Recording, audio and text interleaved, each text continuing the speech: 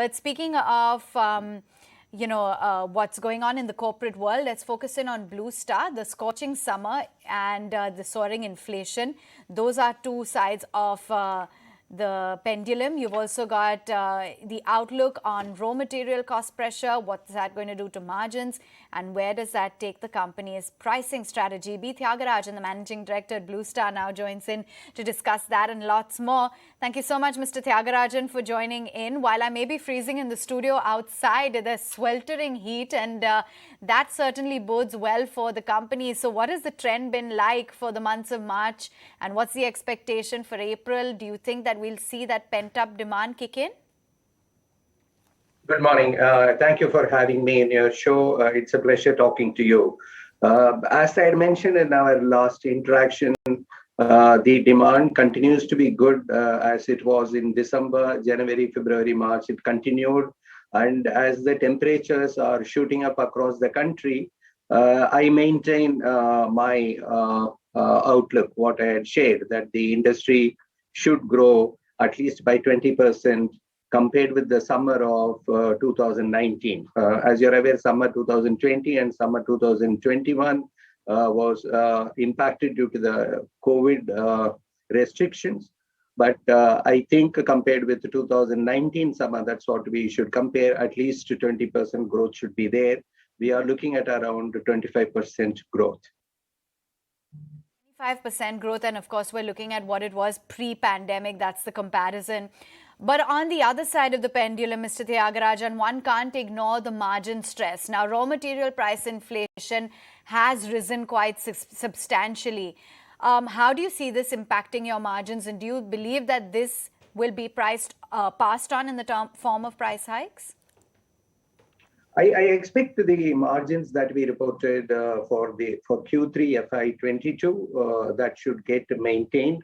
As you're aware, it was after three consecutive price increases: March 1, July 1, October 1 of 2021. The prices were revised, and despite all that, the margin erosion was around 1.5%.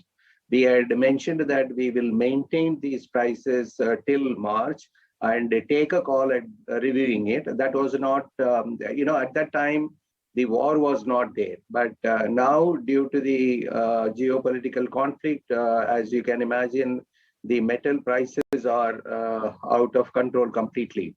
So with effect from this week, we have increased the prices by 2 to 3%. Now, our stated objective is to ensure that the affordability is maintained.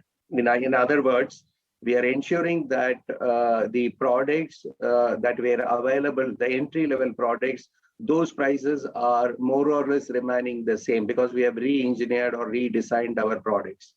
So when the prices go up in the marketplace, the demand still is good. People end up buying a lower energy label or entry-level products. Instead of a 5-star, 3-star, instead of a 3-star, a 2-star. That's what is happening. So two things we have done. We have passed on that additional 2 to 3% from April this week. And the second one we have done is we have our forecast for production, distribution, supply chain is more towards the entry-level products.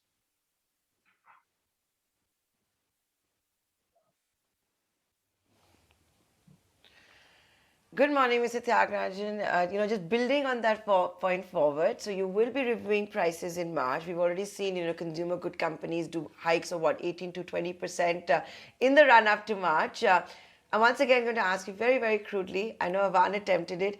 Should consumers brace themselves to pay more for Blue Star goods March onwards, April onwards? Mercury is going up, temperatures are swelling. Up to March, we had maintained the prices. Say from April, it is going to be 2 to 3% on quite a few models. So it is not bracing the seat belt. Perhaps they have to pay a marginally higher price, so some 650 to 1,000 rupees more for an air conditioner from April. It was not our intention, but we had to do this because you are seeing the prices of aluminum, steel, everything over the roof. So we have to manage this. We have to maintain the demand and the sales growth at the same time, the margins as well. So I am not revising the growth forecast. The volumes will happen, and price increase, we have ensured that it is very, very minimum. It is just 2 to 3%.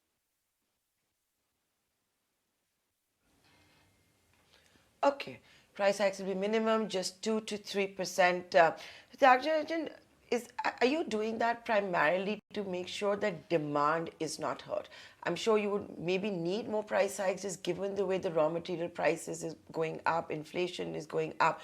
Has that been the reasoning? It is not. What we have done is we have re-engineered or redesigned the products. Blue Star traditionally played at the higher end of the market. Belly of the market need to be addressed. That is also due to the reason that we have to move up from 13% market share to 15% market share. We would like to grow once again faster than the market this year. So the market share goal for FY23 is 14%. It is from 13%, we are taking it to 14%. So if the market is going to grow at 20%, we would like to grow by 25%. So for that, important thing is the product for the belly of the market. Pricing, I told you that it is 2 to 3%. We would have avoided this also had it not been the geopolitical conflict. And I would revise the prices down in case this conflict ends, the metal prices come under control. That has been the philosophy of Blue Star, that we would like to ensure that the products are available at affordable prices in a market where the penetration is just 7%. The people have to buy, and this product has become an essential one for the household. This apart from this, the distribution footprint is being expanded in the north. And northern region is a very price sensitive market. So these are the reasons. And you asked me that whether we should increase the prices further in order to improve the margins. I don't think so, because that scale will give us the operating leverage. And so that is the direction that we are pursuing. Okay. Mr. Thiagarajan, what about the inventory levels? How are you placed with respect to your inventory, given the fact that we are seeing the upcoming summer season, which has already started? Assuming that the market will grow by 20%, we will achieve our target of 25% growth during the summer season. We are stocked adequately till June. Now, if there is an unprecedented demand for the air conditioners, we may face pressure for certain models in the month of June or July. So that's where it is. If you ask me, such a thing had happened, it had happened on several occasions in the past, that suddenly certain models will run out of stock.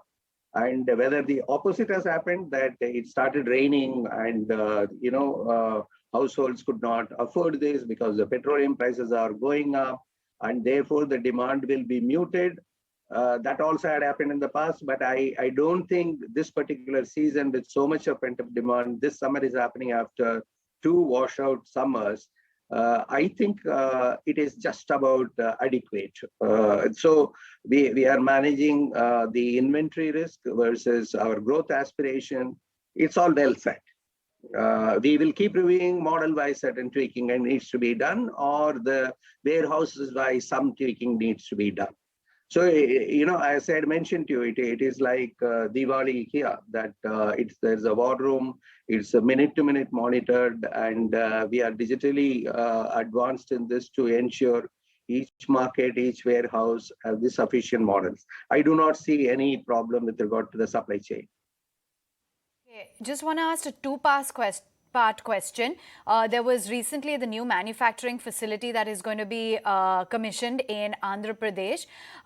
What is the outlook in terms of the capex that has been made on that?